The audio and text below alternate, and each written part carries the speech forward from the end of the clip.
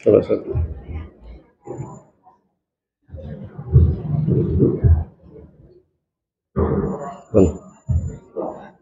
Oke, phone ya.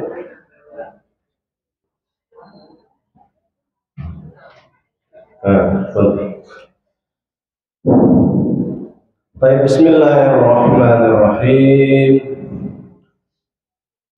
Assalamualaikum warahmatullahi wabarakatuh.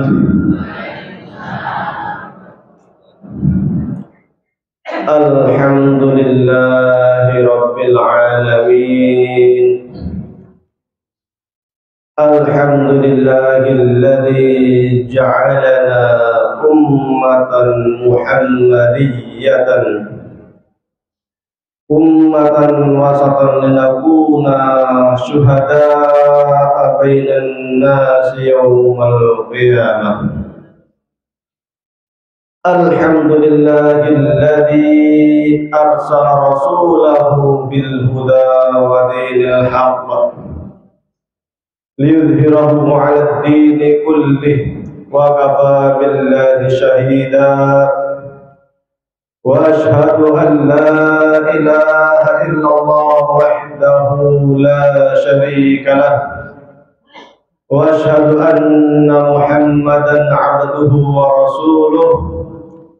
Allahumma salli ala sayyidina wa maulana wa habibina wa syafi'ina Muhammad sallallahu alaihi wa sallam wa alihi wa sahbihi wattabi'in wattabi'it tabi'in.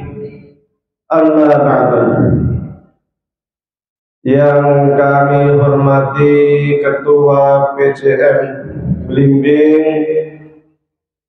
Ketua PCA Blimbing beserta jajarannya, yang kami hormati ulama kami, kiai kami, guru kami, Bapak Kiai Yunus Muhammadi.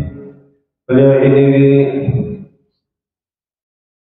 pejuang Muhammadiyah yang selalu menggelorakan semangat jihad talabul ilmi, yang saya mengenal beliau sejak saya masih nyantri di Kairo. Jemaah sekalian yang berbahagia, puji syukur kehadirat Allah Subhanahu wa taala pada pagi yang mulia ini kita sama-sama dapat berkumpul di sini, dapat taklim bersama, ngaji bersama, mudah-mudahan mendapatkan barakah dan maghfirah dari Allah Subhanahu wa taala.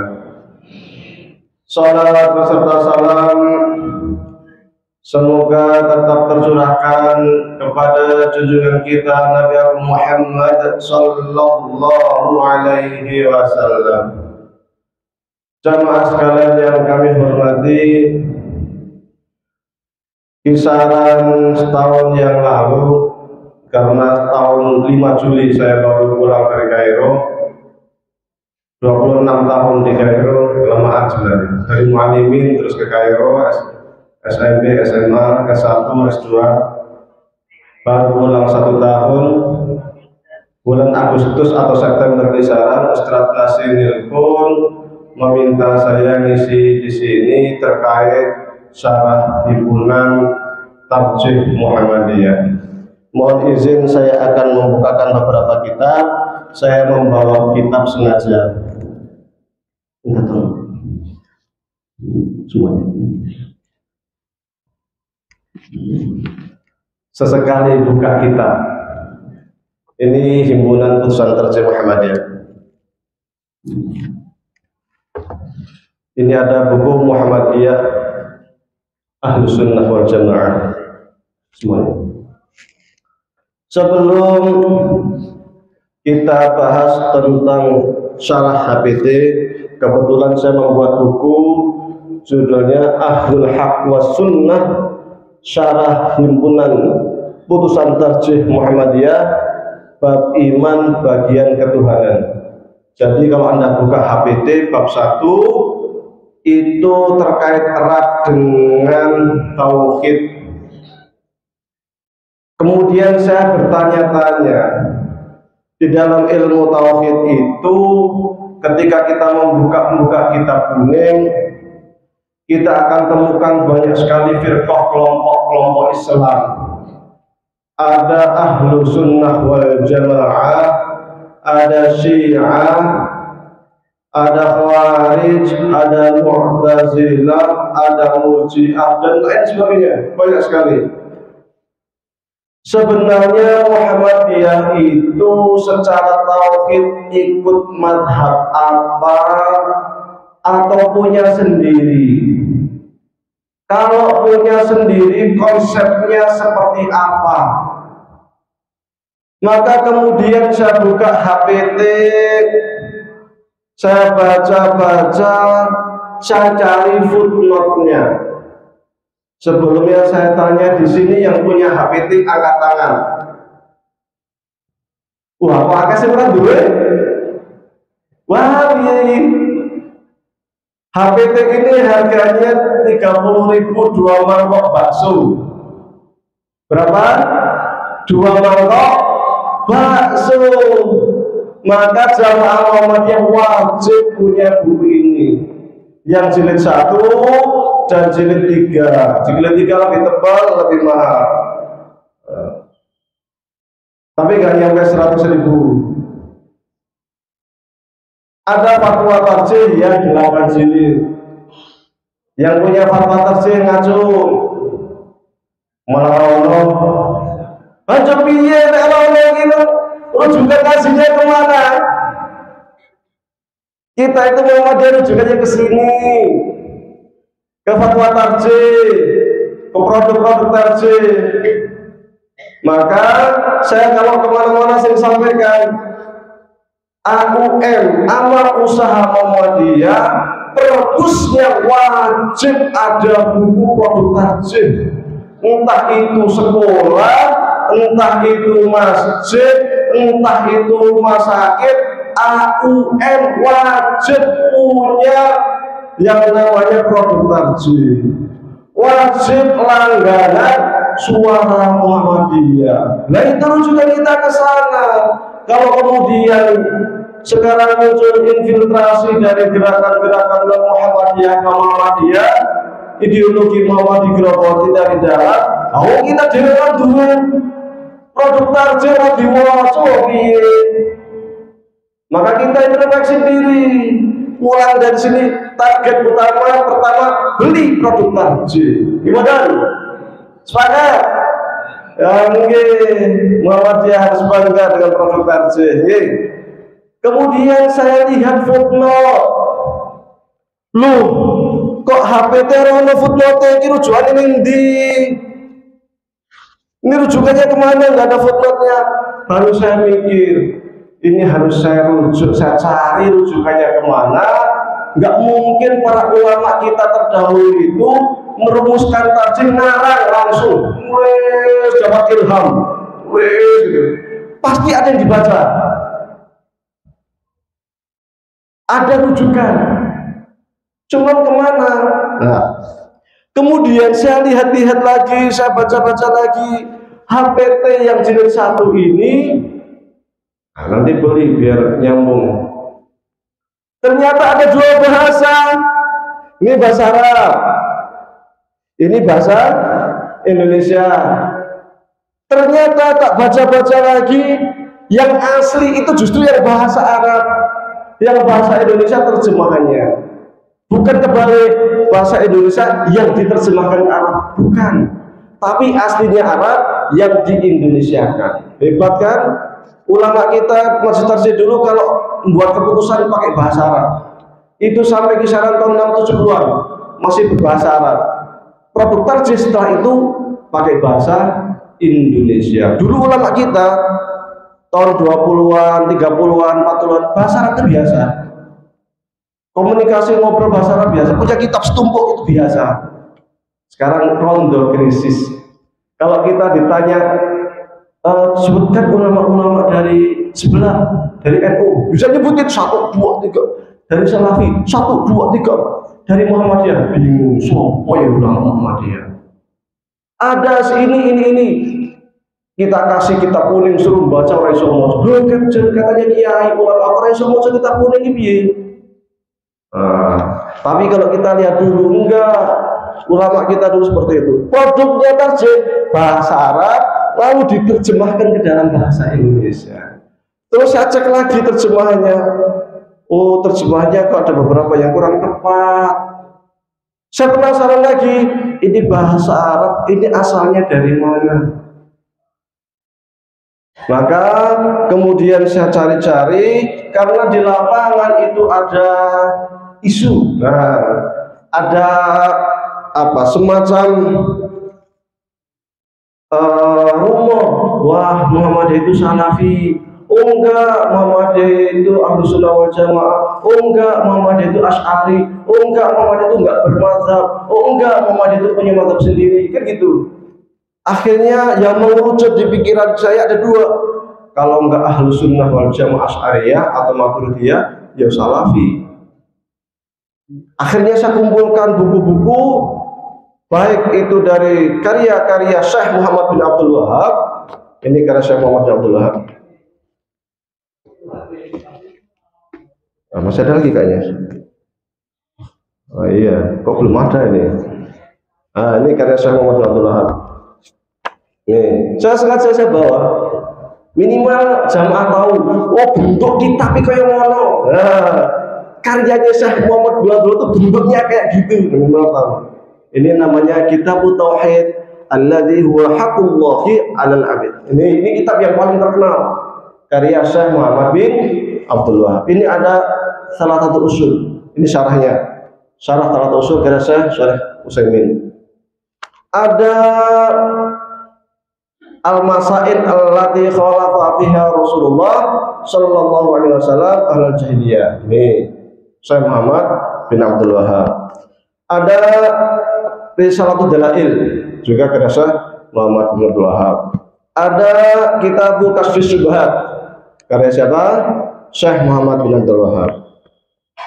Kemudian setelah itu saya coba komparasikan dengan kitab-kitab Imam Asy'ari.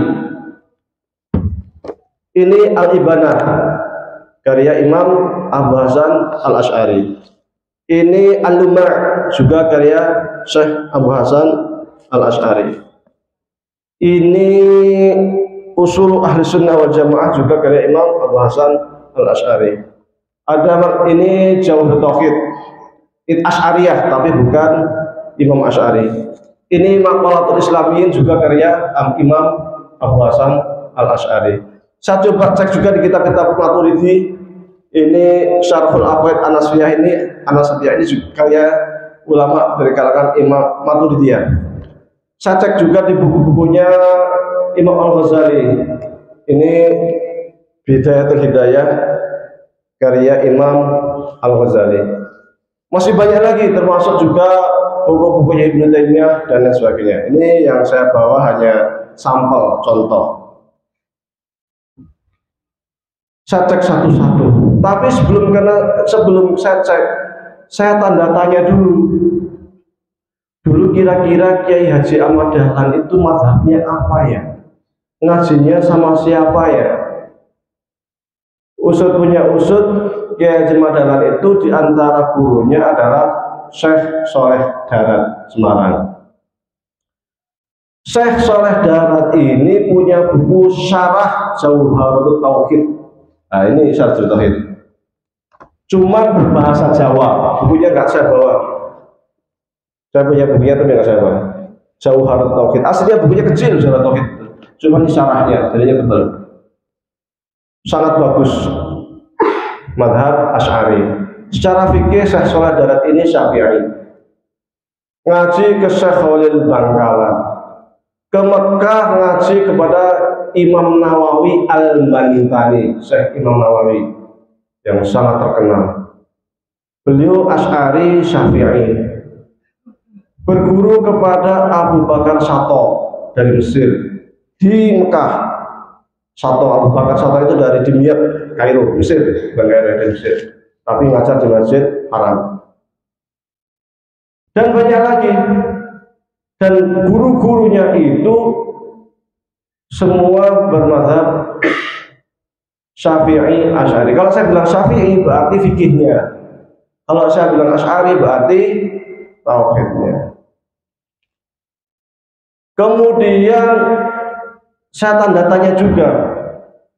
Dulu kan namanya Muhammad Darwis, kok diganti menjadi Ahmad Dahlan? Padahal Ahmad Dahlan itu adalah mufti Saudi. Aslinya itu utusan dari Turki Utsmani yang menjadi mufti Saudi. Mufti Hijaz. Waktu itu namanya Hijaz, belum ada. Ya, mufti Hijaz. Ahmad Zaini Dahlan, Syafi'i Asy'ari, sangat terkenal, ulama besar. Lah, guru Kiai Haji Ahmad Dahlan itu Abu Bakar Sato. Abu Bakar Sato itu berguru kepada Syekh Ahmad Zaini Dahlan. Abu Bakar Sato ini ternyata murid kesayangannya Syekh Zaini Dahlan dan sangat bangga. Dan Syekh Zaini Dahlan memang waktu itu tenar sekali, masyhur sekali. Gurunya para ulama, kakek gurunya para ulama Nusantara. Maka dari tangan beliau pula diusulkan Muhammad Darwis diganti nama menjadi Ahmad Dahlan.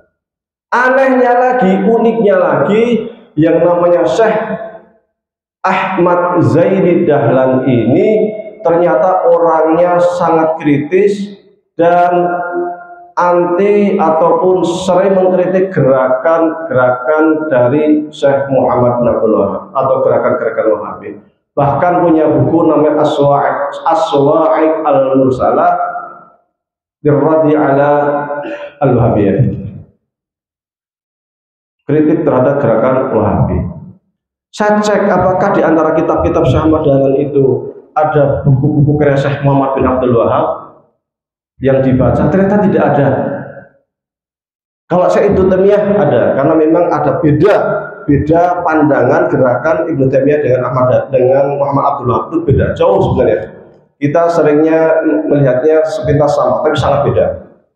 Mudah-mudahan ada waktu untuk menceritakan. Kalau enggak ya kapan-kapan. Nek diundang meneh. Ya, perbedaan antara Syekh Ibnu Taimiyah dengan Syekh Muhammad bin Abdul Wahab itu berbeda jauh. Saya lihat buku-buku yang dibaca Ahmad Dahlan, Syafi'i Asy'ari. Guru-gurunya Syafi'i Asy'ari. Tidak ada guru yang sanadnya itu ke Syekh Muhammad bin Abdul Wahab. Sampai sana, oke, berarti kalau gitu Kiai Haji Ahmad Dahlan clear dari sisi guru bacaan.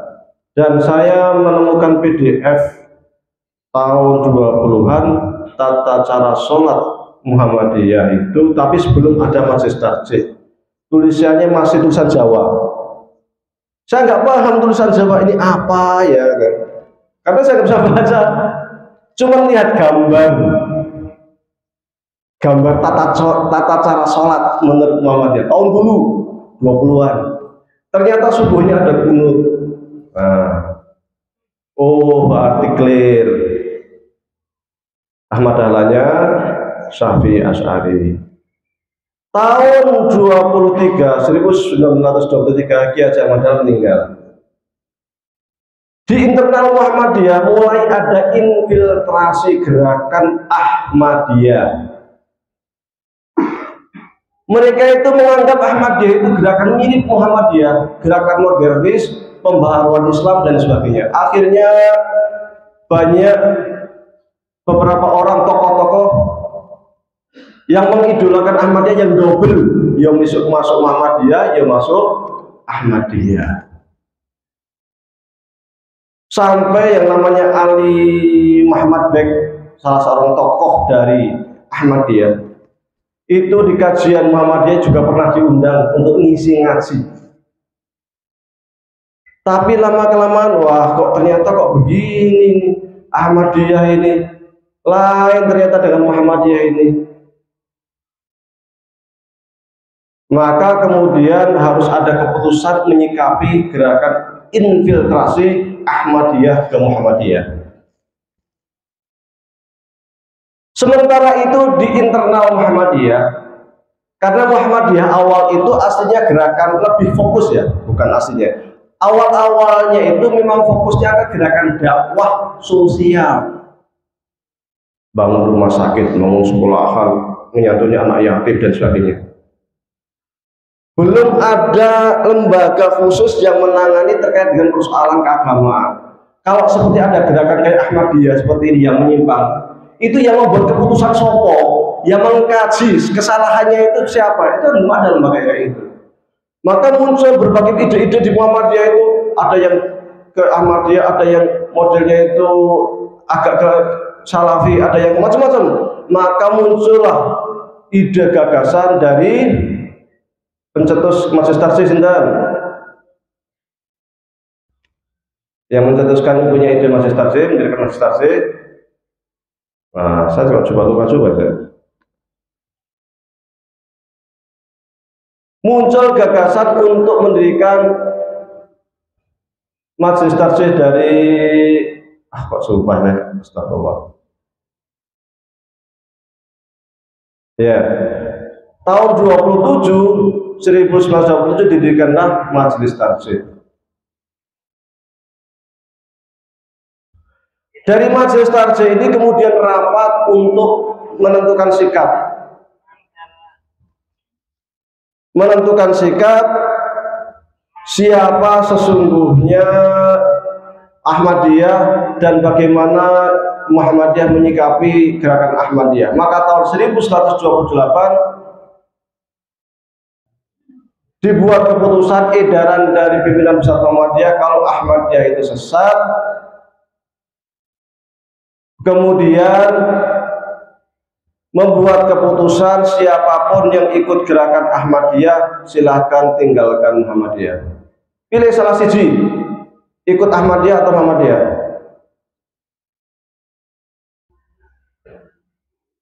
Karena ngerecoki, membuat masalah.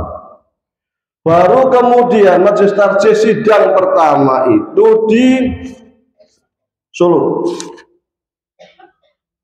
tahun 1929.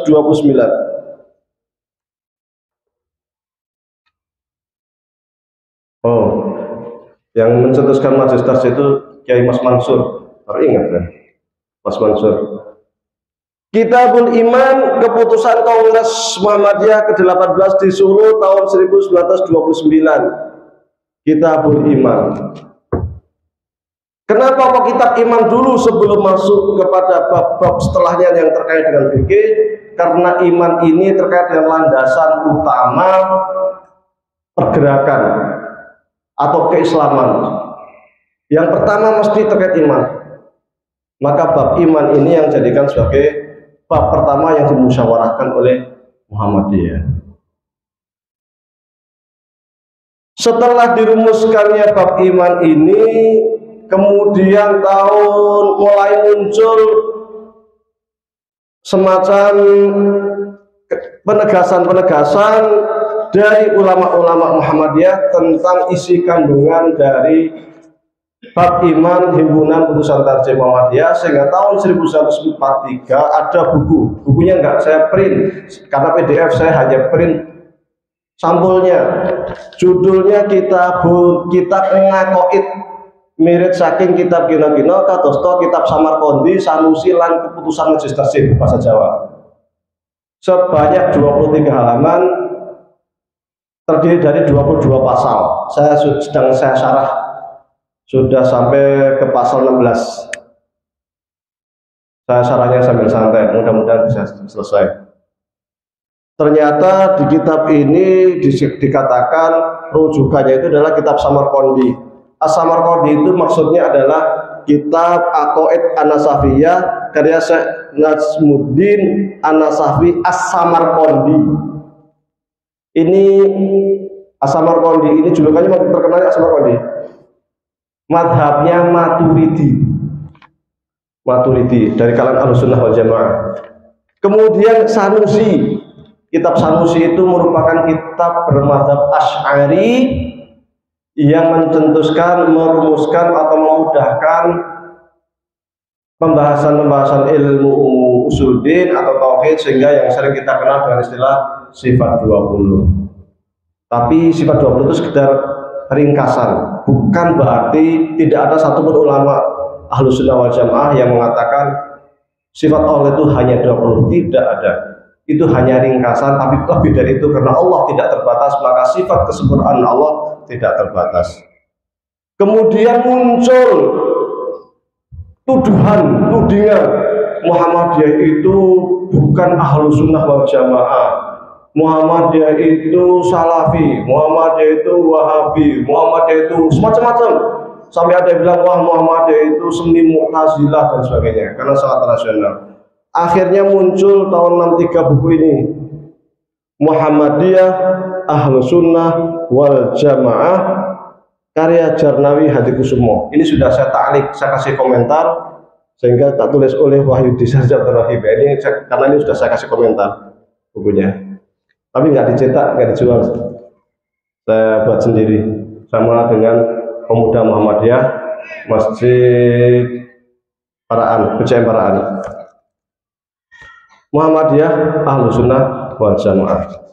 Di antara yang disampaikan di sini yang unik adalah orang tidak boleh melupakan bahwa golongan Ahlussunnah wal Jamaah itu sebenarnya golongan Abdul Hasan Al-Asy'ari dalam persoalan etika ketuhanan, bukan dalam furu' atau hukum-hukum fikih. Tetapi kemudian orang meminjam istilah itu untuk golongan mazhab dalam furu' atau hukum fikih yang ditentang itu telah dijelaskan sejelas-jelasnya. Kemudian dikatakan, demikianlah dengan wajar dan apa adanya, tidak berlebihan sedikitpun. Ternyata bahwa Muhammadiyah adalah salah satu bagian dari golongan Ahlussunnah wal Jamaah, baik dalam bidang furu' maupun dalam bidang usul, juga dalam bidang beramal soleh. Kemudian belakangan juga mulai muncul lagi belakangan ini. Setelah itu ada muncul lagi sekarang Muhammadiyah itu, oh ini Salafi atau Wahabi atau punya sendiri dan sebagainya. Dari pertanyaan itu kemudian saya mulai membongkar-bongkar kitab ini, dan ternyata saya rujuk satu-satu, ketemu kata kunci yang ada di Himpunan Tarjih Muhammadiyah.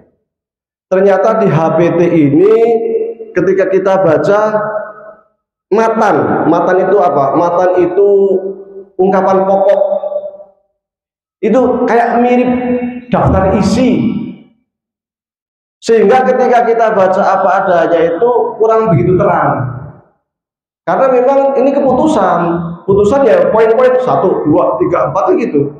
Beda kemudian seperti buku syarah ataupun buku terkait dengan ceramah atau mau'izah apa, itu memang akan diterangkan panjang lebar. Tetapi terkait dengan matan itu biasanya pendek, kayak matan keyakinan dan cita-cita hidup Muhammadiyah kan sedikit.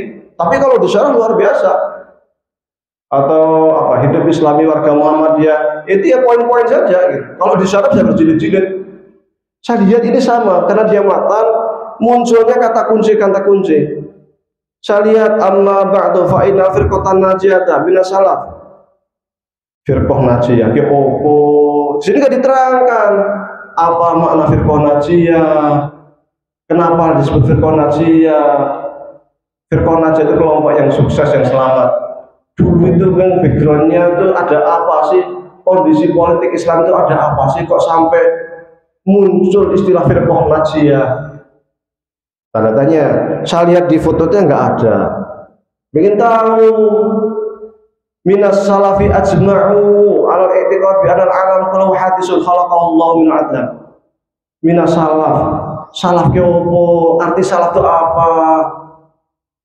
Sejak kapan muncul istilah salaf? Generasi kapan yang diwakil generasi salaf? Batasan salaf dan khalaf itu kapan? Nggak diterangkan. Ajma'u berijma'. Ijma' itu apa? Syarat-syarat ijma' itu apa? Pembatal ijma' itu apa? Juga nggak ada keterangan. Alal i'tiqad bi anal alam kullu hadisun khalaqallahu min adam. Alal i'tiqad keyakinan keyakinan ki opo? Nek saya ragu-ragu apakah disebut keyakinan? Nah, kalau pakai keyakinan dengan tauhid, dalilnya apa?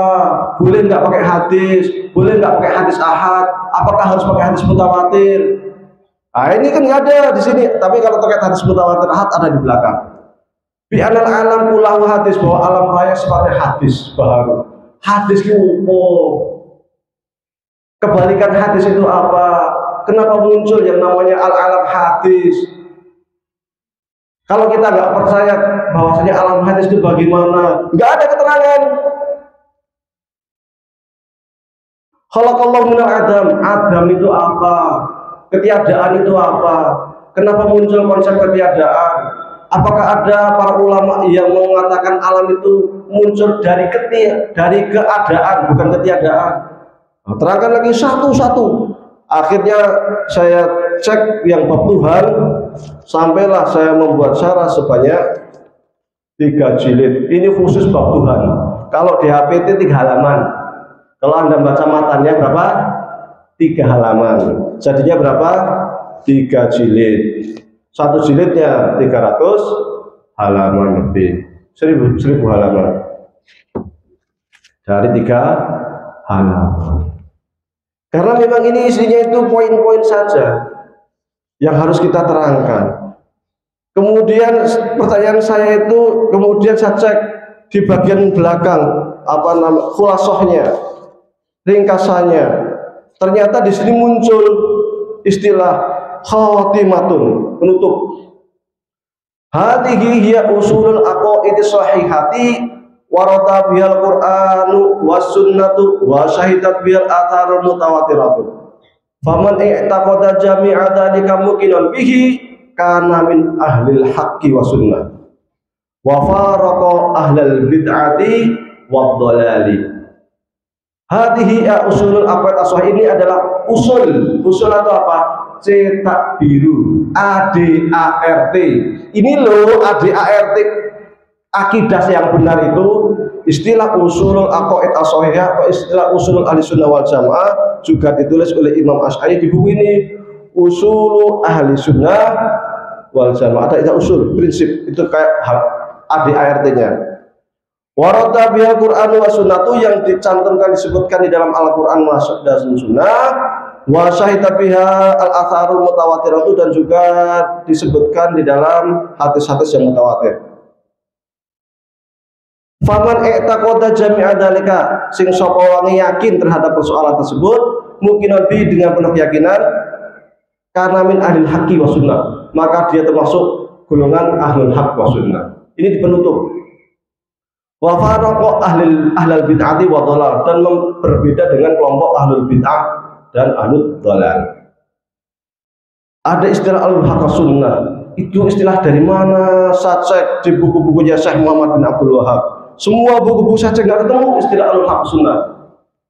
Kemudian saya coba cek di kitab-kitabnya Asy'ari, saya menemukan di sini al-ibanah.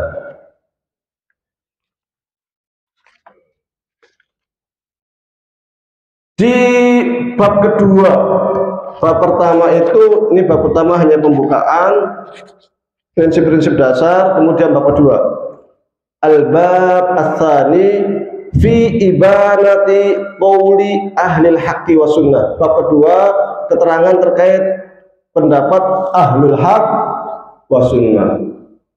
Kelompok apa? Ahlul haq wa sunnah. Ternyata istilah ahlul haq wa sunnah itu istilahnya Imam Asy'ari di dalam kitab Al-Ibanah. Tapi Imam Asy'ari juga punya istilah lain, yaitu usul ahli sunnah wal jamaah, prinsip ahli sunnah wal jamaah. Kalau di Indonesia biasanya, kalau kita mendengar istilah aswaja ya, itu biasanya kan NU. Kalau kita pakai apa? Ahlul haq wa sunnah. Kemudian saya tanda tanya, masa kita nggak ada istilah ahlus sunnah wal jamaah ya? Ternyata saya ketemukan di HPT sebelum cetakan tahun 60. Ini sudah cetakan yang baru. Sebelum cetakan tahun 60 ini, kalau kita baca, ini saya punya PDF-nya, dan saya printkan di bab terkait ahlul haq wa sunnah. Khotimatun, sama, ini copy paste ya kan? Sama dengan yang ini. Hadihi usulul aqaid shahihati. Inilah prinsip-prinsip akidah yang benar. Warada bil Qur'an wa sunnatu wa syahidat biha al-atharul mutawatiratu. Sama dengan yang tadi. Yang ini yang beda. Mulakhasatan yang merupakan ringkasan atau diringkas min kutubis salaf, dari buku-buku ulama salaf. Berarti yang ada di HP itu ringkasan dari pendapat ulama salaf. Wahum, nah ini siapa ulama salaf itu? Wahum ahlus sunnati wal jamaati, yaitu kelompok ahlus sunnah wal jamaah. Kemudian saya tanda tanya lagi, HPT ini kan hasil Munas Tarjih, Musyawarah Nasional Majelis Tarjih. Sesuatu yang muncul dari Munas, ketika ada perubahan sedikit pun harus melalui Munas. Tapi kata-kata mulakhasatan min kutubi salaf bahum ahlus sunnah wal jamaah ini kok nggak ada di tarjih yang setelah 60-an tahun 60-an ke atas ini. Ini kira-kira terbuangnya kapan? Saya nyari sampai sekarang belum ketemu di Munas tahun berapa istilah ini hilang. Istilah mulakhasatan min kutubi salaf bahum ahlus sunnah wal jamaah. Apakah dengan hilangnya kata ahlus sunnah wal jamaah menghilangkan esensi kalau Muhammadiyah itu bukan ahlus sunnah atau Muhammadiyah itu ahlus sunnah? Tidak menghilangkan esensi sama sekali, dengan alasan dua hal. Yang pertama, sudah terang benderang menggunakan istilah ahlul haq wa sunnah, yang itu juga istilah Imam Asy'ari. Sama. Jadi yang kedua, poin-poin yang ada di mulakhasah tadi, ringkasan tadi, itu merupakan ringkasan-ringkasan dari kitab-kitab dari mazhab Asy'ari. Baik, kalau memang demikian, apakah ada istilah lain yang digunakan para ulama Asy'ari selain Imam Asy'ari? Saya ketemukan di bukunya Imam Al-Ghazali, Bidayatul Hidayah, karya Imam Al-Ghazali. Di sini malah penutupnya di Imam Al-Ghazali, redaksinya mirip dengan yang tercantum di himpunan putusan tarjih. Mohon maaf untuk saya sampaikan tidak ada. Oh, sudah, siap. Mohon maaf yang sebesar-besarnya. Siap. Jamaah pengajian Al-Habaqiyah berwahiyah, sebelumnya betul-betul mohon maaf untuk saya sampaikan tidak informasi.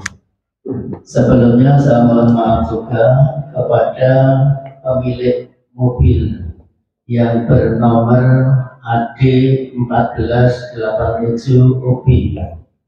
Mohon untuk mematikan lampunya, ya, lampu mobilnya masih nyala yang berposisi di selatan lapangan.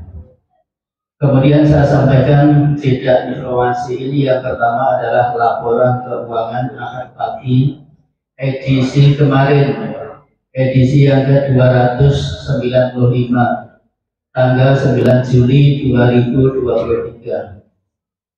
Saldo awal 25.612.500 rupiah. Pengeluaran 3.350.000 rupiah. Saldo akhir 23.262.500 rupiah. Infak 3.790.000 rupiah. Kepada jamaah putri atau ibu-ibu bisa menempati ruangan kelas ICMA, telah disediakan juga layar. Mohon kepada jamaah sekalian untuk bisa memutar kotak infak. Mohon juga membuang sampah yang telah disediakan tempatnya. Kemudian mohon juga untuk bisa merapatkan tempat duduknya. Kemudian mohon untuk membawa plastik untuk alas kaki atau sandal. Mohon bagi jamaah yang menghendaki atau mengumpulkan kotak infak ubah lajismu Hari Ahad pagi bisa diserahkan kepada petugas Lazismu di depan Balai Desa Wonorejo. Kemudian hari Senin sampai hari Sabtu bisa di kantor layanan Lazismu depan Pondok Imam Zuhodo. Di samping klinik Imam Zuhodo pukul 4 sore sampai jam 7. Dan atas nama Lazismu Cabang Blimbing mengaturkan jazakumullahu khairan katsiran. Bagi jamaah yang mengendaki stempel majelis tabligh untuk keperluan tugas sekolah ataupun dinas bisa menghubungi petugas di meja stand Lazismu. Informasi pengajian Ahad pagi pekan depan tanggal 23 Juli 2023 edisi yang ke-297. Insya Allah kita bersama Ustadz Yai Haji Salahuddin Sirizar KCMA, Direktur Pondok Pesantren Modern Imam Zuhodo dengan judul Tanya Jawab Agama. Demikianlah informasi yang saya sampaikan pada waktu jeda ini. Maka kajian sesi yang kedua bersama Yai Haji Wahyudi S. Abdul Rahim LC MM atau Direktur Pondok Pesantren Al-Muflihun Temanggung. Kajian sesi yang kedua ini sampai jam 7.30 kepada beliau saya serahkan sepenuhnya. Saya terima kasih atas waktunya. Ini kira-kira nanti akan ada yang tanya enggak? Kalau ada kita buka tanya jawab. Biar saya atur waktunya. Kalau tidak, ya tidak apa-apa. Tidak, saya. Faman i'taqada, kita buka lagi. Dalam kitab Bidayatul Hidayah. Bidayatul Hidayah karya Imam Al-Ghazali halaman 59. Faman i'taqada jami'a dzalika muqinan bihi kana min ahlil haqqi wa isabati sunnati wa faraqa radud dolali wa hizbal bid'ati. Redaksi ini mirip dengan yang di HPT. Coba kita cek di HPT bilangnya gimana. Faman i'taqada jami'a dzalika. Di sini juga sama. Faman i'taqada jami'a dzalika. Muqinan bihi. Di sini tertulisnya apa? Muqinan bihi. Nah, sama kan? Kana min ahlil haqqi wa isabati sunnah. Sini kana min ahlil haqqi wa sunnah. Cuma beda di isabati sunnah. Kana min ahlil haqqi wa sunnah, di sini kana min isabati kana min ahlil haqqi wa isabati sunnah. Wa faraqa rahdolali wa hizbal bid'ati. Yang sini wa faraqa ahlal bid'ati wa dolali. Sama. Yang di sini faraqa ahlal bid'ah wa dolal, yang di sini faraqa rahdolal wa hizbal bid'ah. Cuma dibalik. Yang sini pakai bid'ah dulu, yang sini pakai dolal dulu. Jadi istilah ahlul haq wa sunnah juga disebutkan oleh Imam Al-Ghazali, bahkan redaksi yang ada di HPT mirip semi copy paste dengan apa yang dicantumkan oleh Imam Al-Ghazali di dalam kitabnya Bidayatul Hidayah. Kemudian saya tanda tanya, baik, secara redaksi clear, Ahlul Haq Sunnah. Kalau mau pakai istilah Ahlus Sunnah wal Jamaah juga ada di HPT yang ramah, clear. Jadi Muhammadiyah itu ternyata Ahlus Sunnah wal Jamaah, sehingga Kiai Haji Jarnawi Habibikusumo pun menulis buku judulnya Muhammadiyah Ahlus Sunnah wal Jamaah. Kalau di sini kata Kiai Haji Jarnawi, siapa Ahlus Sunnah wal Jamaah? Tadi sudah saya bacakan, dia adalah oleh orang tidak boleh melupakan bahwa golongan Ahlus Sunnah wal Jamaah. Siapa itu golongan Ahlus Sunnah wal Jamaah menurut Kiai Jarnawi Habibikusumo? Dia itu adalah sebenarnya golongan Abu Hasan Al-Asy'ari. dalam persoalan etika ketuhanan. Dalam persoalan ketuhanan. Karena kalau kita bicara tentang mazhab itu mazhab ilaihi atau pendapat. Di dalam sejarah Islam yang namanya mazhab itu sangat banyak.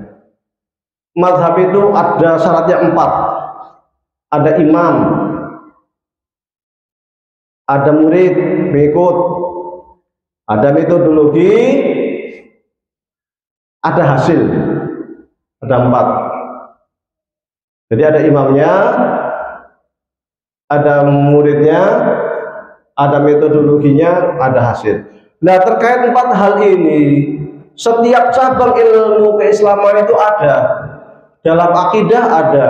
Makanya ada namanya Syiah, imamnya para A'imah al-Ithna Syariah. Kalau di Syiah 12. Punya pengikut, punya metodologi istihad mereka di dalam urusan akidah, punya hasil. Maka di dalam akidah ada Syiah, di dalam akidah ada Ahlus Sunnah, ada Khawarij, ada macam-macam. Di fikih juga ada. Di Ahlus Sunnah misalnya ada Maliki, ada Imam Maliki, ada pengikutnya, ada usul fikihnya, ya kan, metode istihad. Ada hasilnya yaitu fikih. Maliki. Ada Hanafi, ada Imam Hanafi, ada santri-santrinya, ada usul fikih Hanafi, ada fikih Hanafi 4. Demikian juga Syafi'i, Hambali, Laitsi, Dzahiri, Tobari, dan lain-lain. Karena mazhab fikih di dalam era salaf itu kisaran ada 80 mazhab. Wah, saya kira orang NU karena dia tok bingung. Zaman biyen 80. Satu persoalan fikih iso macam-macam. Kalau Anda sholat di Al-Azhar atau di Masjid Haram, ada yang Allahu Akbar, sedekap kan?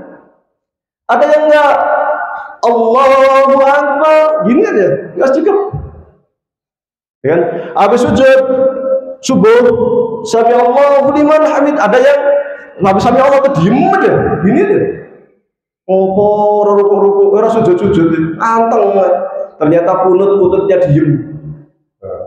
Ada yang pakai kunut langsung sujud, ada yang pakai kunut kayak gini dengan bersuara, macam-macam. Wah, ada yang langsung Bismillahirrahmanirrahim. Alhamdulillahirabbil alamin. Ar-Rahmanir-Rahim. Ada yang dari awal Bismillahirrahmanirrahim. Alhamdulillahirabbil alamin. Macam-macam. Kalau di mazhab Hanafi lain lagi, mau sholat Allahu Akbar, Yasin, Allahu Akbar, sah. Orang mau Fatihah. Di mazhab Hanafi sah. Nek dari imam nangkene langsung dibalang sepatu. Wah, aliran sesat. Oh iya, ada aneh pendapat Hanafi, ada lagi. Sholat dewe agak masuk Islam ora iso. Allahu Akbar kelawan nyebut asmanipun Gusti Allah. Enggak pakai bahasa Jawa. Sah. Bahana gini ki aliran apa meneh, kan? Nah, jadi fikih itu juga banyak mazhab macam-macam. Ya. Dalam nahwu sama ada mazhab Sibawai, Khalil, Basri, Kufi dan sebagainya. Tasawuf ada Naksabandi, atau Qadari, atau macam-macam. Ilmu qiraat ada qiraah arba'at asyar, ada qiraah syah, ada macam-macam. Jadi setiap cabang ilmu itu punya mazhab, punya pengikut. Hanya kemudian kalau fikih itu yang sisa saat ini secara umum di dunia Islam itu ada 8. Kalau di Indonesia paling Syafi'i sama yang lain Syafi'i ya gitu aja.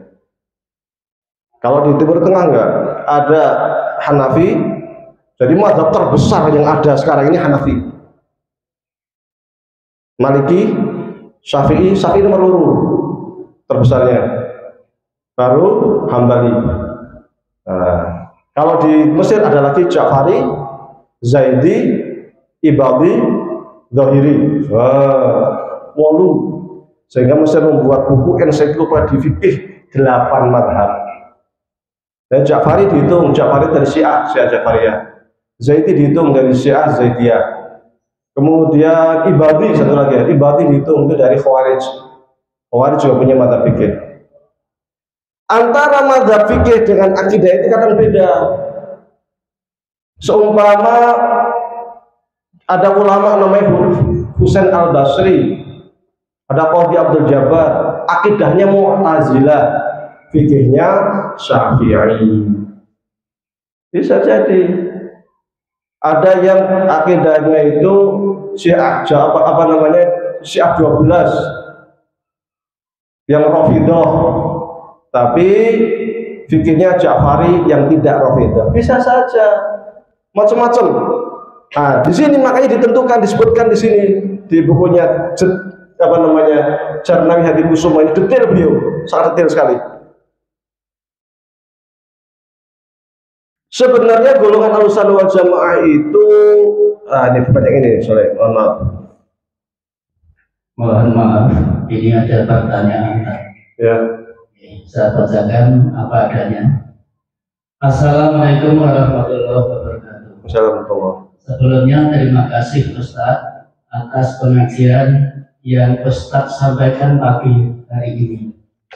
Saya seorang ibu rumah tangga. Ustaz sudah lama mengikuti pengajian di Aisyah. Yang saya ingin tanyakan, bagaimana cara memahami syarah HPT untuk kami para IRT? Karena setiap hari yang kami hadapi adalah tahu tempe, bukan HPT. Siap. Dari Ustaz Mendiko, saya merasa tertarik dengan isinya, tapi saya bingung memahaminya. Siap.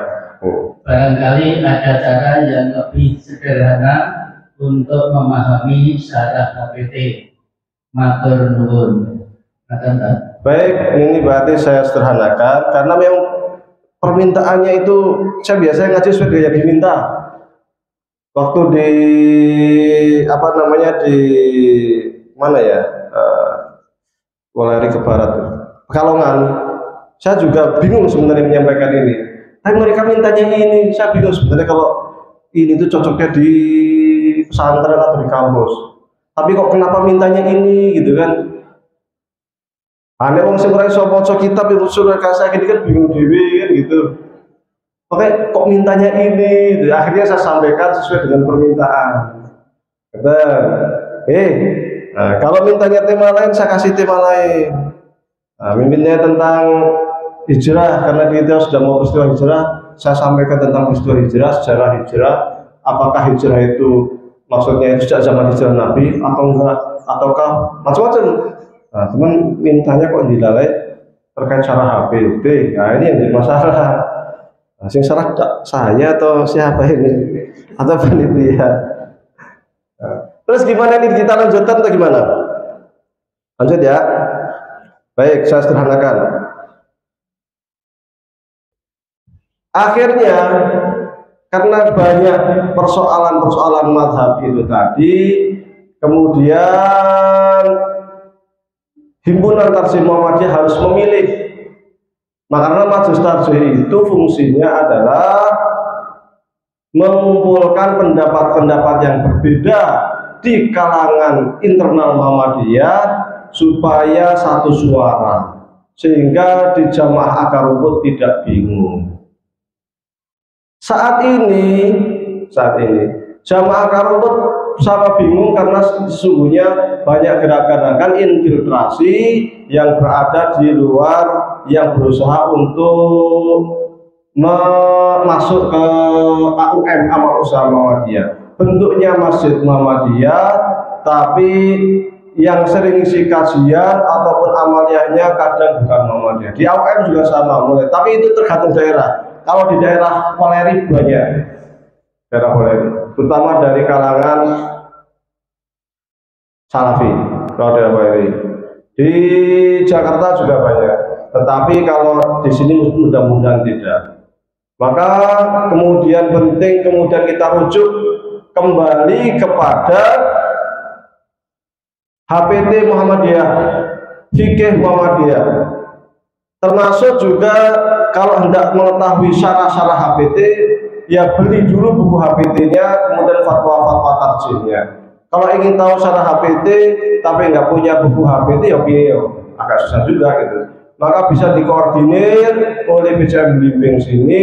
Sesiapa yang mungkin belum punya HPT, pas kajian Ahad pagi dijual buku HPT dan fatwa-fatwa tarjih dan juga produk-produk tarjih, supaya kita itu mengetahui apa-apa yang ada di dalam himpunan tarjih Muhammadiyah maupun fatwa dari majelis tarjih Muhammadiyah. Kenapa kok kemudian tarjih ini perlu disyarah? Karena katakanlah terkait dengan toharoh yang ibu-ibu, tak singgung ibu-ibu saya ini. Ibu-ibu, Bu. Nah, ternyata nggak ngantuk. Kalau jenengan buka HPT bab toharoh, Bu, Anda buka cari bab istihadhah. Bedanya istihadhah dengan nifas, bedanya nifas dengan haid, batasan-batasannya, batasan haid, batasan istihadhah. Di HPT nggak ada, Bu. Makanya perlu disyarah itu. Ibu-ibu biasa megang anak kecil baby, kemudian anaknya nanti pipis di baju, kencing, itu najisnya masuk hadis mukhafafah, mughaladzah, atau mutawasithah, hadis ringan, hadis berat, najis berat, atau najis sedang. Pembagian itu tidak ada, maka perlu syarah. Nek sarai orang-orang ngaji karo kiai Muhammad, iya. Kalau Anda buka bab sholat, saya buka bab sholat, langsung.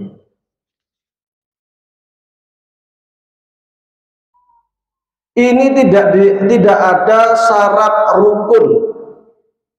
Syaratnya apa, rukunnya apa, tidak ada. Padahal yang namanya syarat rukun itu sangat berpengaruh terhadap sah tidaknya sholat. Di sini langsung disebutkan, idza qumtum ila sholati faqul Allahu akbar mukhlishan niyataka lillahi rafi'an yadaika wa matnika, dan sebagainya. Langsung kalau kamu hendak sholat kamu takbir, kemudian begini.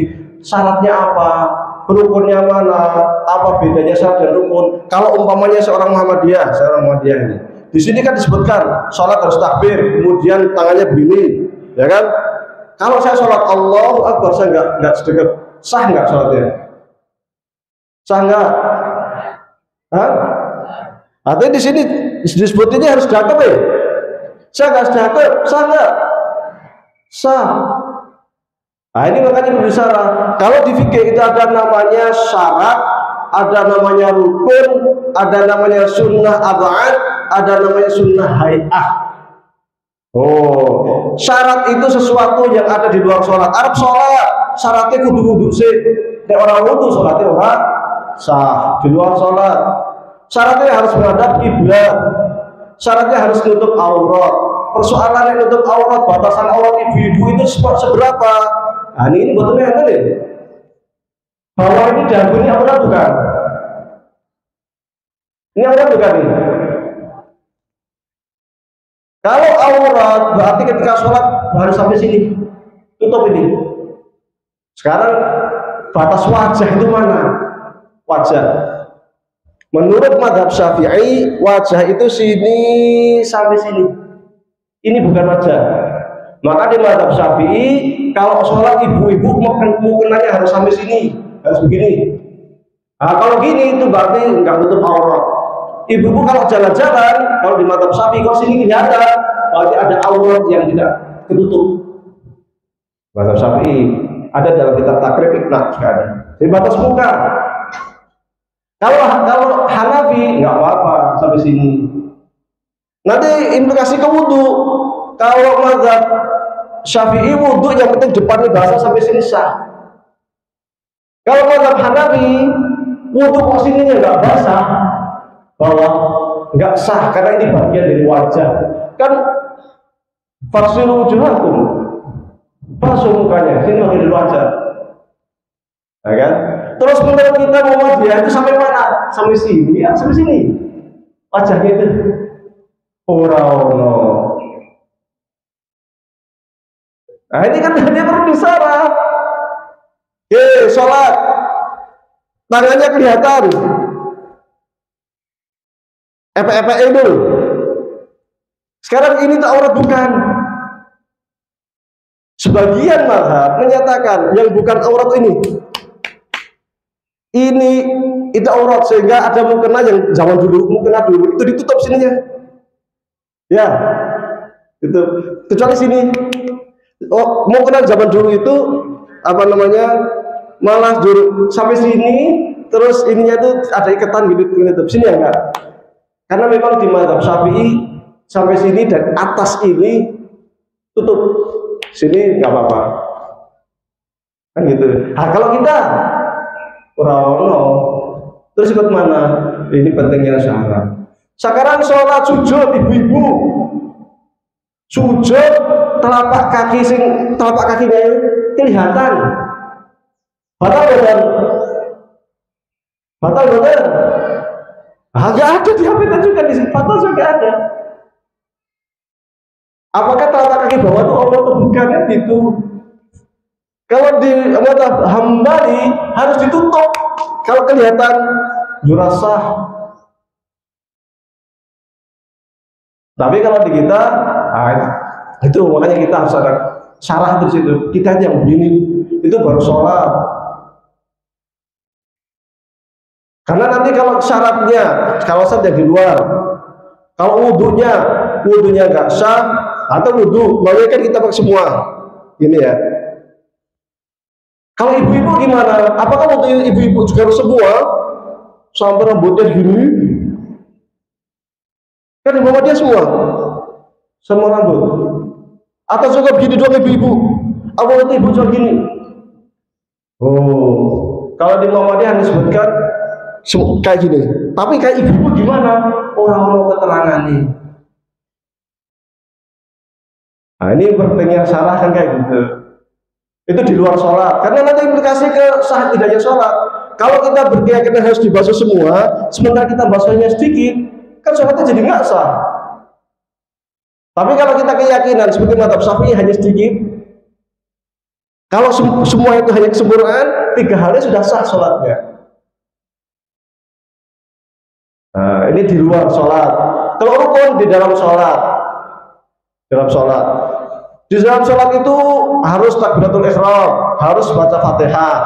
Fatihahnya kalau di Muhammadiyah jelas harus Bismillahirrahmanirrahim, itu bagian dari Fatihah. Jadi kalau ada orang Muhammadiyah itu Allahu Akbar, itu kan kemungkinan biasanya ada 2 yang dia lakukan, jahar atau sir. Sir itu tetap dibaca Bismillahirrahmanirrahim, Alhamdulillahirabbil alamin, atau jahar Bismillahirrahmanirrahim. Dua-duanya sah menurut majelis tarjih. Ini namanya ikhtilaf tanawwu'. Jadi boleh disirkan Bismillahirrahmanirrahim, boleh dijaharkan Bismillahirrahmanirrahim. Kalau ada orang Muhammadiyah jadi imam kok Bismillahnya jahar, itu tidak menyelisihi tarjih. Itu namanya ikhtilafut tanawwu'. Tapi kalau nggak baca bismillah, sholatnya tidak sah. Mau langsung Allahu Akbar, Alhamdulillahirabbil alamin, sholatnya nggak sah.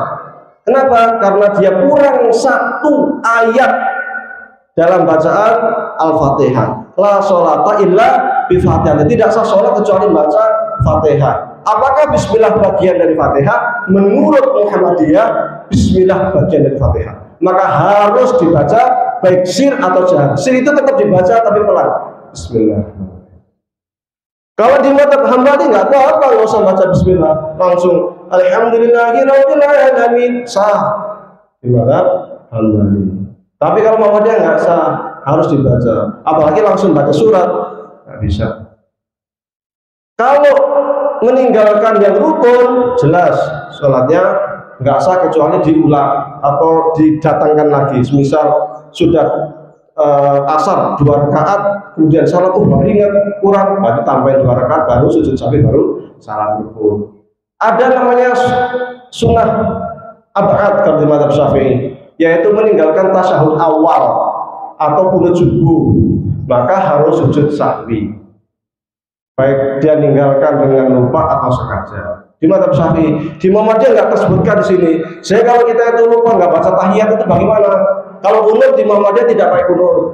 Merojihkan pendapat yang mengatakan sholat subuh nggak pakai kunut. Tetapi kalau kita tidak tasyahud awal, apakah sujud sahwi? Nah, kemudian tasyahud awal itu masuk sunnah apa? Pembagian sunnah ab'ad hay'ah tidak disebutkan. Beda dengan sunnah hay'ah. Sunnah hay'ah itu kalau ditinggal nggak apa-apa. Namanya dia mau ini sedekap, nggak sedekap, rukuk itu nggak doa, Allah Akbar, aja, nggak boleh tasbih, sami Allah itu nggak angkat tangan, sujud. Kok baca apa? Yang baca cuma yang penting syaratnya, baca rukunnya, mantap, rukun kan takbiratul ihram, baca Fatihah, bariku kan lainnya hay'ah, diem aja, sujud, nggak bisa apa-apa.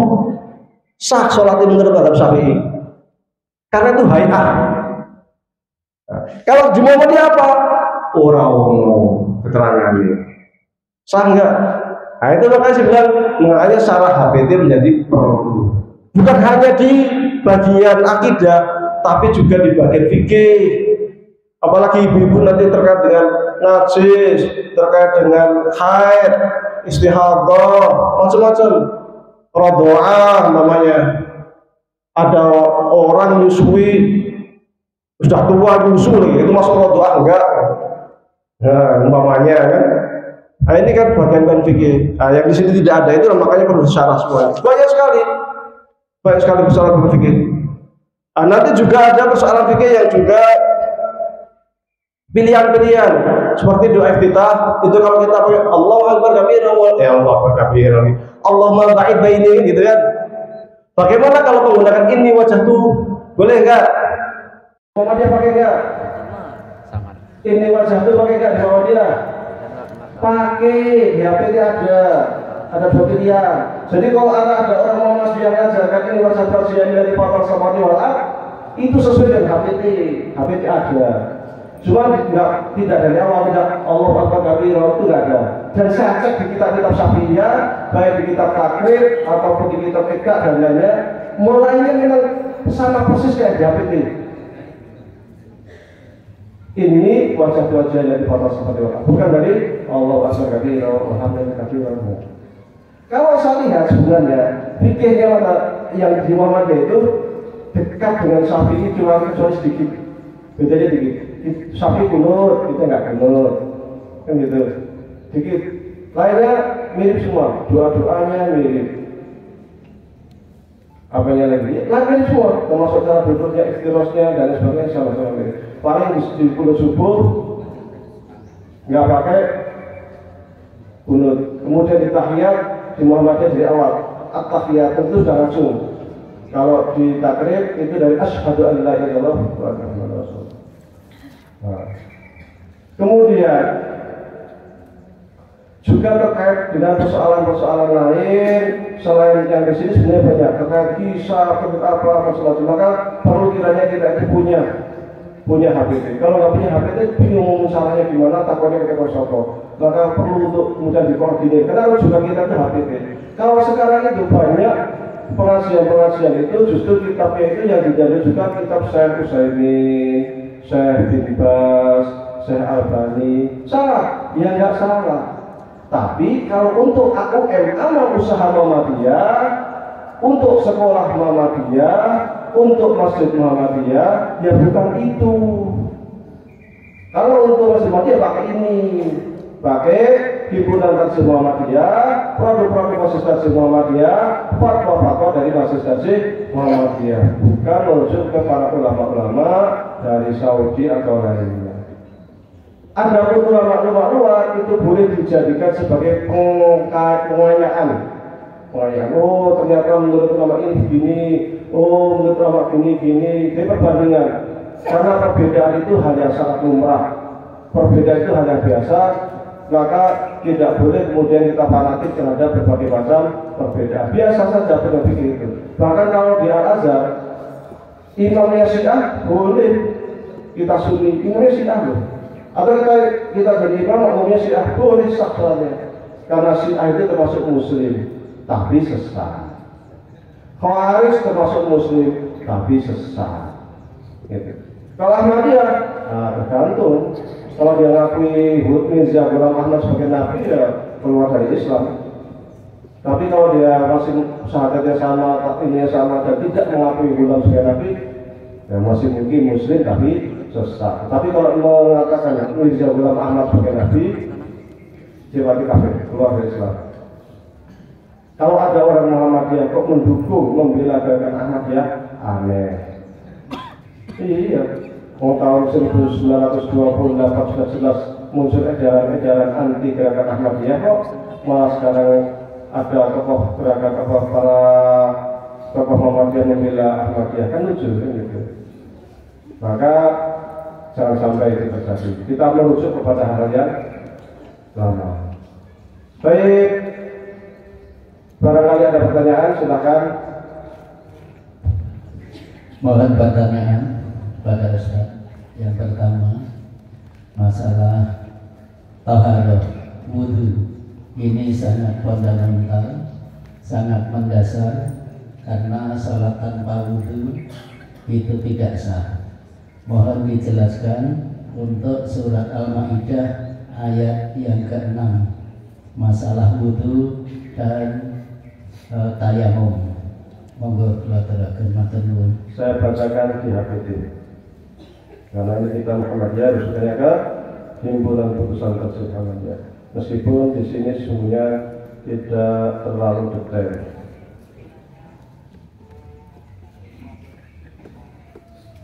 Bentar. Idza kuntum ila sholati faghsilu wujuhakum wa aydiyakum ila marafiq. Kalau kita merujuk pada teks hadis atau Qurannya, jika kalian hendak berwudu, maka kalian itu yang harus dilakukan adalah membasuh muka. Membasuh muka. Kalau di sini tidak disebutkan mana syarat mana rukun, langsung baca tangan dulu, satu kumur-kumur, kemudian setelah kumur-kumur baru hidung, baru wajah. Pertanyaannya, kalau saya nggak kumur-kumur sah nggak? Soalnya di HPT nggak disebutkan satu rukun. Nah, makanya perlu disebutkan rukunnya itu. Kalau rukun wudu itu jelas, niat Bismillah. Ini sesuai dengan mazhab Syafi'i ya. Karena kalau kita ngikut yang di HPT sini nggak ada satu pun. Nanti kalau nggak kumur-kumur, khawatirnya dianggap nggak sah. Jadi rukunnya itu Bismillah, wudu. Kalau di apa ini basuh semua sampai sini, ini batas wudu ini wajah sini, ini. Kalau ngikutin mazhab Syafi'i berarti sampai sini. Kalau mazhab Syafi'i sampai sini. Kalau mazhab Hanafi berarti harus dibasuh ini. Kalau Muhammad ya kecenderungannya kayaknya itu ke Hanafi sini. Dari sini dibasuh. Sehingga ketika kita sholat sini buka itu nggak menurut apa sah. Sehingga kalau kalian jalan-jalan, ibu-ibu jalan-jalan, ini nggak tertutup, itu tidak masalah. Karena kalau wajahnya hanya sampai sini, ibu-ibu jalan-jalan sini kebuka itu ibu-ibu dosa. Karena nggak nutup aurat. Kalau saya lihat kecenderungannya di Muhammadiyah itu, tapi di kebun sama situasi belum disebutkan.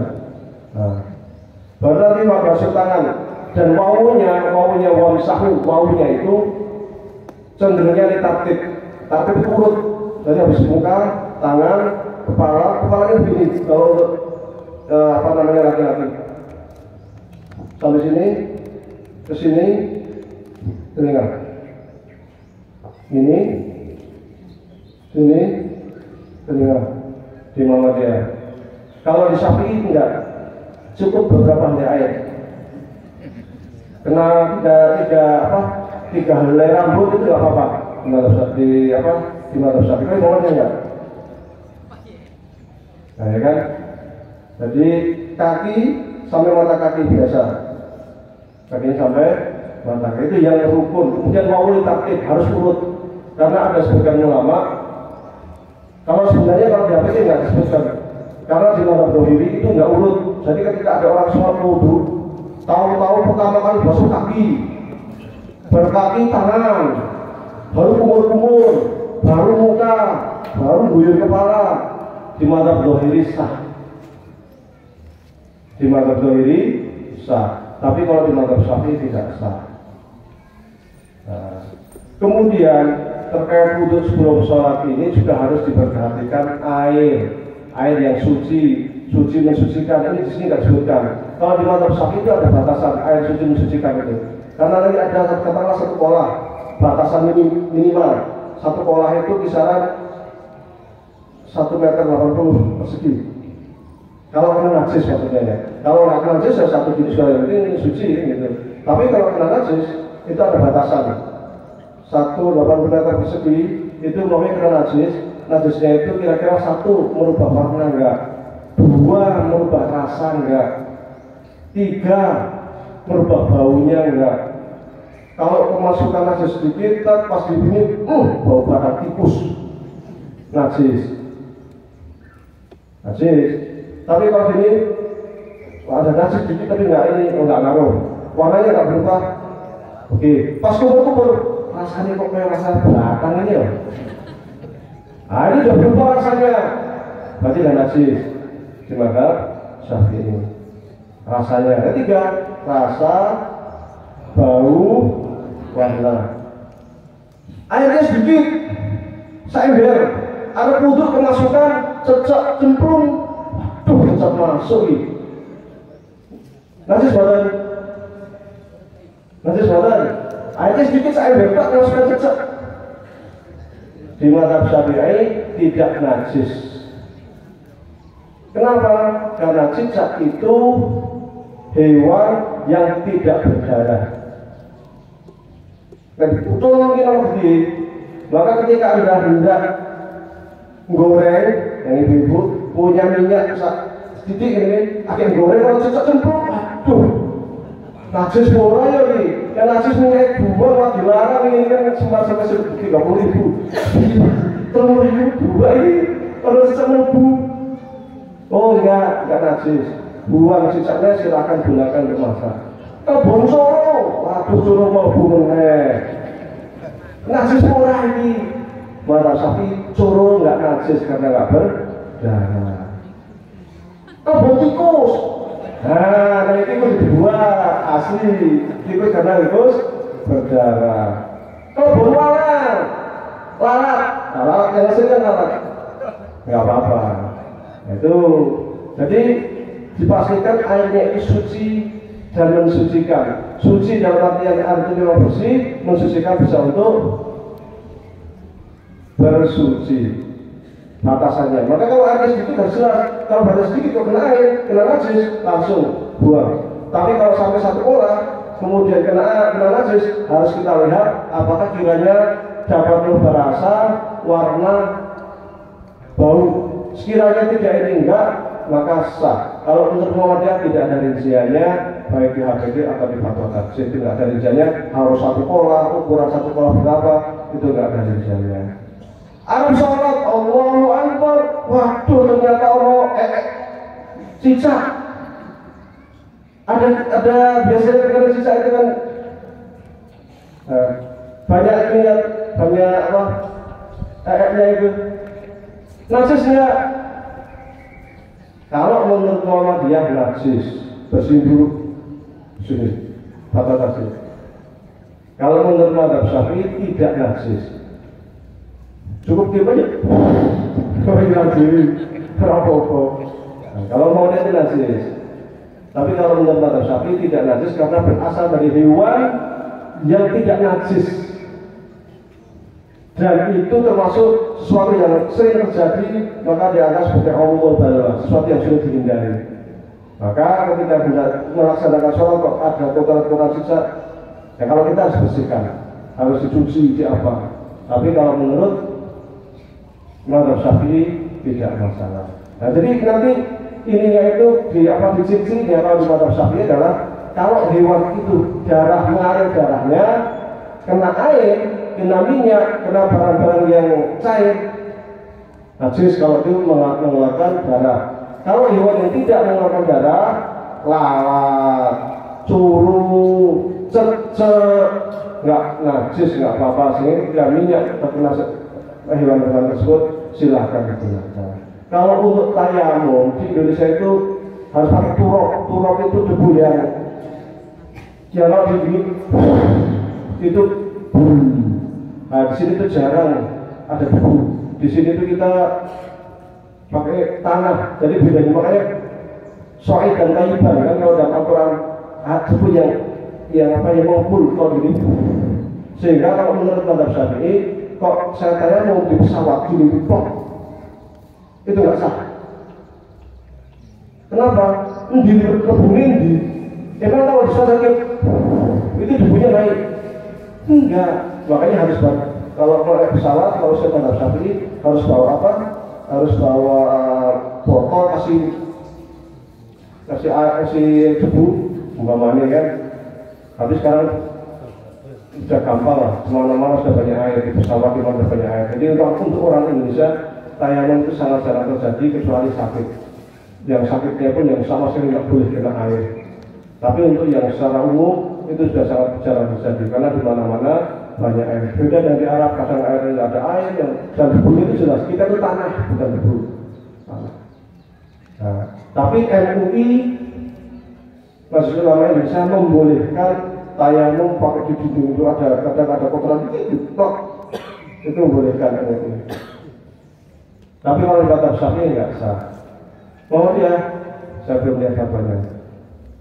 Jadi terkait dengan tayamum, terkait sholat di kendaraan, kalau di mazhab Syafi'i itu untuk sholat sunnah boleh di kendaraan, tapi untuk sholat wajib harus turun dari kendaraan, harus berdiri, nggak boleh duduk. Menurut mazhab Syafi'i. Kalau mazhab lain kita boleh sholat sambil duduk meskipun di kendaraan. Karena kalau mazhab Syafi'i itu alasannya Nabi Muhammad itu ketika hendak sholat wajib selalu turun dari kendaraan. Kalau sholat sunnah sambil di kendaraan di mana, di kodai, di kuda sholat biasa. Tapi ketika hendak sholat wajib turun. Nah, kalau di Muhammadiyah kayaknya cenderungnya membolehkan sholat sambil duduk meskipun di kendaraan meskipun sholat wajib bukan sholat sunnah. Baik, syukran. Ada yang lain? Cukup? Tas? Ya, cukup. Terima Tas kasih. jam setengah 8. Mudah-mudahan bermanfaat. Mohon maaf atas kekurangan dan kesilapannya. Mohon maaf juga pembahasannya berat karena permintaan panitia. Saya tahu panitia minta terkait syarah HPT itu selalu bingung. Waktu di Belanda saya bingung. Waktu di Rumah Sakit Muhammadiyah Ponorogo mintanya ini juga bingung juga saya. Kira-kira jamaah mudah kurang. Di daerah sini juga minta yang sama. Saya bingung. Kira-kira apa ya yang mau saya bahas. Padahal yang saya sampaikan itu bukan isi loh. Saya belum masuk ke isi sama sekali. Saya belum ngomong ke kerak. Baru nama apa sudah. Belum masuk ke usulnya, prinsip-prinsipnya, detail-detailnya belum masuk. Itu bingung ya. Apa mereka mau buku isi ini? Maka buku ini sungguhnya hanya layak untuk orang-orang pesantrenan atau yang orang kuliahan. Di rakyat sama Muhammadiyah itu pengalaman 3 kali saya bingung kabeh malah. Bingung. Memang sama kita itu lebih suka yang praktis-praktis saja lah. Bongkar saja kita goreng tempe, goreng tahu, masak kan. Mau kayak kemarin ini yang umat kan gitu. Kayak pupung goreng tempe, gawe tempe caranya ya ngerti. Oh minimal cara toharoh, cara sholat, nah itu paham. Ini kemudian bahas yang macam-macam kitab sing wah muspro, jadinya muspro bahasanya. Ya mudah-mudahan ke depan juga saya kalau ada yang minta kayak gini saya akan tanya dulu pengajian umum atau khusus. Pengajian umum ya ojo lah, pengajian khusus orang-orang tertentu insya Allah saya siap. Tapi pengalaman 3 kali ini ketiga tak kayak ini muat kabeh. Pertama di Pekalongan. Orang diem semua, tapi saya tanya-tanya, ini domblo, ini paham apa? Ya ketika di rumah sakit Muhammadiyah Ponorogo, domblo ini paham apa? Nah, sing mikul lagi ini, ini pelajaran dari saya. Nek ono sing minta lagi syarah HPT mau tak tanya sih, kira-kira jamaah khusus apa jamaah umum? Jamaah khusus ya, jamaah umum tema liane wae daripada tidak bermanfaat atau ngaji orang yang paham orang nggak dapat mengambil manfaatnya muspro malah saya. Jadi saya mohon maaf ke panitia ya, panitia telah menyanggupi tema meminta tema ini dan saya menyanggupi, mohon maaf. Mudah-mudahan bermanfaat. Sebelumnya kita berdoa. Allahumma sholli ala sayyidina Muhammadin fil awwalin, Allahumma sholli ala sayyidina Muhammadin fil akhirin, Allahumma sholli ala sayyidina Muhammadin fil akhirin. Hamdan syakiran hamdan hamdan yuwafi ni'amaka fi mazidah. Ya Rabbana lakal hamdu kama yanbaghi li jalali wajhika wa 'azimi sultanik. Rabbana ighfir lana dhunubana wa li walidayna warhamna rabbana shighara. Ya Allah, ya Allah, ya Allah, ya Tuhan kami, ampunilah dosa kami ya Allah. Ampuni dosa orang tua kami, ampuni dosa kakek nenek kami, saudara-saudara kami, kerabat-kerabat kami, anak-anak kami ya Allah. Ya Allah, jadikanlah perkumpulan ini perkumpulan yang berkah yang berlimpah ya Allah. Berikanlah untuk kami ilmu yang bermanfaat, ilmu yang dapat menjadikan obor bagi kami di dunia kami, di akhirat kami ya Allah. Ya Allah ya Rahman Rahim, jadikanlah pengajian ini kita mendapatkan ilmu yang dapat mengangkat derajat kami di dunia kami, di akhirat kami ya Allah.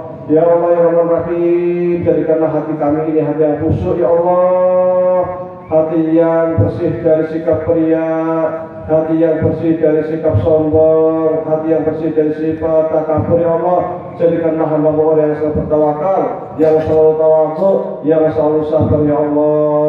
Ya Allah ya Rahman ya Rahim, jadikanlah istri-istri kami istri yang salehah, istri yang menjadi qurrata a'yun, menjadi bidadari di surga, bidadari di dunia ya Allah. Ya Allah, jadikanlah suami-suami kami ya Allah, suami yang saleh, suami yang mendapat menuntun keluarga kami menuju ridhamu, menuju surga ya Allah. Ya Allah, jadikanlah anak-anak kami anak-anak yang saleh, salehah ya Allah, anak-anak yang dapat berbakti kepada kedua orang tua ya Allah, anak-anak yang dapat berbakti kepada agama ya Allah, yang dapat berbakti pada bangsa dan negara ya Allah. Ya Allah ya Rahman Rahim, jadikan anak-anak kami mendapatkan ilmu yang bermanfaat, mempunyai akhlakul karimah ya Allah, mendapatkan ilmu yang bermanfaat. Ya Allah ya Rahman ya Rahim, mudahkanlah rezeki kami, luaskanlah rezeki kami. Jika rezeki kami masih di langit, turunkanlah ke bumi ya Allah. Jika rezeki kami masih ada di dalam bumi, keluarkanlah ya Allah. Jika rezeki kami masih jauh, dekatkan ya Allah. Ya Allah, yang kami yang punya hutang di sini, tutupi lunasi hutang kami ya Allah. Ya Allah ya Rahman Rahim, tenangkan hidup kami, jadikan kami hidup yang sakinah, yang berdamai, yang tenang, yang bahagia ya Allah, yang dapat bahagia di akhirat sesuai dengan mereka ya Allah ya Rahman Rahim. Ya Allah, jadikanlah akhir hidup kami husnul khatimah, jadikanlah akhir hidup kami husnul khatimah, yang dimudahkan ketika Engkau mencabut nyawa kami ya Allah. Ya Allah ya Rahman ya Rahim, ketika kami sudah berada di alam kubur ya Allah, mudahkan lisan kami ketika menjawab pertanyaan dari malaikat-malaikatmu ya Allah. Tetapkan iman kami ya Allah, luaskan kuburan kami ya Allah, terangkan kuburan kami ya Allah. Ya Allah ya Rahman ya Rahim, bangkitkanlah kami kelak di hari kiamat ya Allah, bersama para nabi, bersama para ulama, bersama para sahabat, bersama orang-orang saleh ya Allah. Ya Allah ya Rahman ya Rahim, berikanlah kelak kami syafaatmu ya Allah, syafaat Rasulmu ya Allah. Mudahkan kami dalam hisabmu ya Allah, mudahkan dalam hisabmu ya Allah, mudahkan dalam hisabmu ya Allah, mudahkan kami ketika menyeberangi siratmu menuju surgamu ya Allah. Jauhkan kami dari siksa api neraka, jauhkan kami dari panasnya api neraka, masukkan ke dalam surgamu, diangkat derajat kami di surga ya Allah. Bangunkan kami surga, bangunkan kami istana Mekah di surga ya Allah ya Rabbal Alamin. Rabbana atina fid dunya hasanah wa fil akhirati hasanah wa qina adzabannar. Wa sallallahu ala sayyidina Muhammadin wa ala alihi wasallam. Aqulu qawli hadza astaghfirullahaladzim. Assalamualaikum warahmatullahi wabarakatuh. Waalaikumsalam warahmatullahi wabarakatuh.